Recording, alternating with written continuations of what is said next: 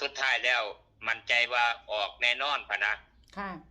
ก็เลยบอกว่าคันถือกะสิให้ FC เพิ่นโอนมา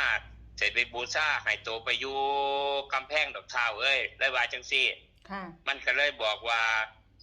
01กับ46ค่ะเลยว่าซื้อลาวบนรางเลยเด้อพะนะ01กับ46ถ้าถือก็อย่าลืมไปซื้อไอ้กำแพงให้บักหลาแหน่เพิ่นเอาจังได๋บักหลาก็อยากอยู่นำเพิ่นเฮ็ดไว้นั่นนะ ค่ะว่าจังซี่คือว่าสรุปแล้วมันให้เลขล่ามพัฒนามื้อนี้01กับ46เด้อ ค่ะ FC ทุกคนFC ทุกกูทุกคนก็ได้นะมันบอกว่าจะซื้อไปบอกเอื้อ